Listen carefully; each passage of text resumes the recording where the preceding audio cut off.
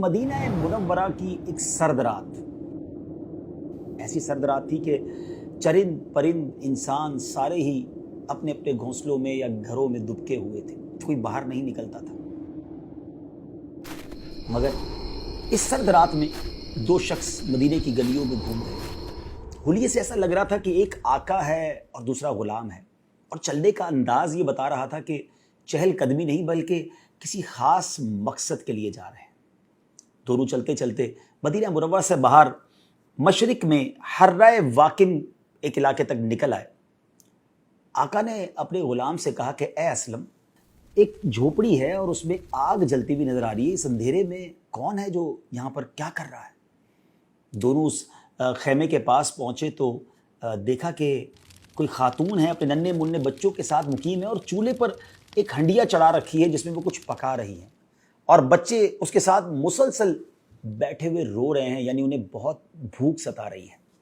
آقا نے سلام کیا اور خاتون نے اس کو توجہ کیے بغیر سلام کا جواب دیا۔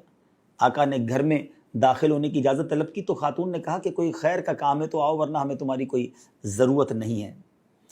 آقا دیکھ رہا تھا کہ وہ خاتون بڑی بے رخی سے جواب دے رہی ہیں، اس کا مطلب وہ بہت دکھی ہیں۔ آقا نے اس سے استفسار کیا، سوال کیا کہ بی بی تم کون ہو اور یہ بچے کیوں رو رہے ہیں؟ تو عورت نے کہا کہ میں مدینہ منورہ کی رہائشی ہوں، میرے بچے بہت بھوکے ہیں، اس وجہ سے رو رہے ہیں۔ تو آقا نے کہا کہ ہنڈیا میں کیا پکا رہی ہے؟ تو کہا ہنڈیا میں کچھ نہیں ہے، پانی ہے، میں بس اس میں چمچ ہلا رہی ہوں تاکہ بچے بھوک کے مارے جو رو رہے ہیں آخر انتظار میں سو جائیں۔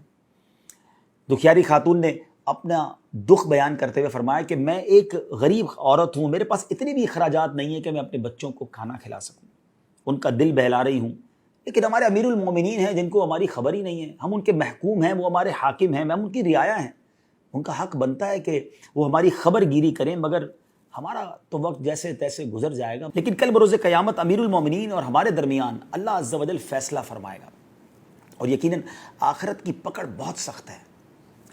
جب آقا نے اس دکھیاری عورت کا درد سنا تو آپ دیدہ ہو گئے اور درد بھرے لہجے میں کہنے لگے کہ اے بی بی، اللہ تم پر رحم کرے، تمہاری مصیبتیں اور پریشانیاں دور فرمائے، لیکن امیر المومنین کو کیا معلوم تم کس حال میں ہو، اس کا کیا قصور ہے؟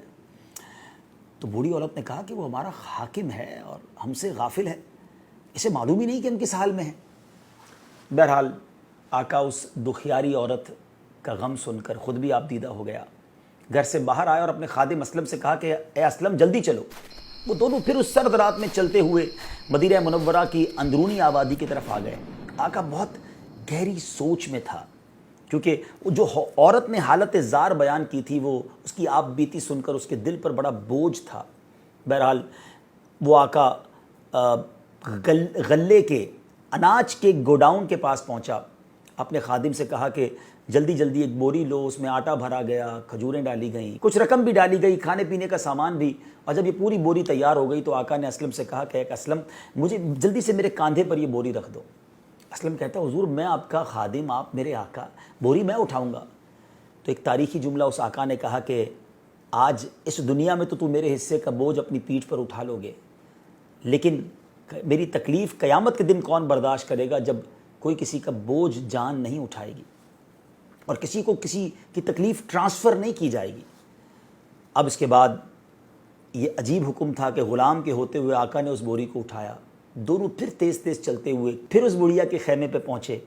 اب اس نے آقا نے جا کر بڑھیا کی جھونپڑی میں اس خیمے میں اپنی بوری کو اتارا، کھانے پینے کا سامان نکالا گیا، ہنڈیا کے اندر اب باقاعدہ کھانا بننے لگا۔ پہلے تو پانی گرم ہو رہا تھا نا، اور آقا آگ بھی جلاتا رہا، اسے پھونک بھی مارتا رہا، یہاں تک کہ اس کی داڑھی کے اندر سے دھواں جو ہے وہ نکل کر باہر آنے لگا، اور کھانا پکاتے پکاتے اس آقا نے جب کھانا تیار ہو گیا تو چولہے سے ہنڈیا کو اتارا اور عورت سے کہا کہ کوئی بڑا برتن لے آؤ۔ عورت برتن لائی، اس پہ کھانا ڈالا گیا، اپنے ہاتھوں سے آقا نے اسے ٹھنڈا کیا۔ جب کھانا ٹھنڈا ہو گیا تو بچوں کو قریب بلایا، اپنے ہاتھوں سے ان بچوں کو کھانا کھلایا۔ جب بچوں نے پیٹ بھر کر کھانا کھا لیا، خوش ہو گئے، تو اب اس نے بچوں کی دل جوئی کے لیے ان کے ساتھ کھیلنا شروع کر دیا۔ بچے کھل کھلا کر، جو بچے تھوڑی دیر پہلے رو رہے تھے ناظرین، اب وہ بچے ہنسنے لگے۔ اب آقا نے جب یہ سب کچھ ہو گیا تو بقیہ کھانا خاتون کے پاس چھوڑا اور اپنے خادم اسلم کے پاس سکون کے ساتھ آ کر بیٹھ گیا، اور اس کے کندھے پر ایسے ہاتھ رکھا کہ جیسے اب بہت بڑا برڈن جو ہے، بوجھ جو ہے وہ اتر گیا۔ وہ خاتون اس کی طرف متوجہ ہوئی اور کہنے لگی کہ تم اتنے شفیق اور رحم دل ہو، اس مصیبت کی گھڑی میں تم نے ہماری داد رسی کی ہے، بچوں کے چہروں پر مسکراہٹ کے موتی بکھیرے ہیں، میں کس منہ سے تمہارا شکریہ ادا کروں؟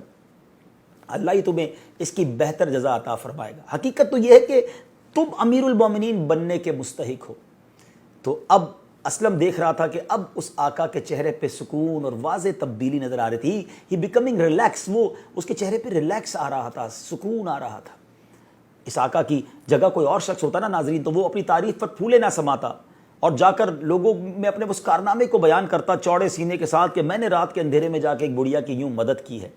لیکن اس آقا نے اس تعریفی کلمات پر بالکل توجہ نہ دی اور کہنے لگا کہ اے بی بی جیسا تم کہہ رہی ہو میں ایسا بالکل نہیں ہوں، اور امیر المومنین کا بننے کا حقدار یہ تو بڑی عجیب بات ہے۔ ہاں ایک بات ضرور ہے کہ جب تم کبھی امیر المومنین کے دربار میں آؤ گی تو مجھے وہاں ضرور دیکھو گی۔ پھر آقا اللہ عز و جل کا شکر ادا کر کے اپنے خادم اپنے غلام اسلم سے کہتا ہے، اے اسلم بھوک نے ان بچوں کو جگا رکھا تھا اور بھوک انہیں مسلسل رلا رہی تھی، جب میں نے ان کی یہ حالت دیکھی تو مجھے اپنے بچے یاد آ گئے۔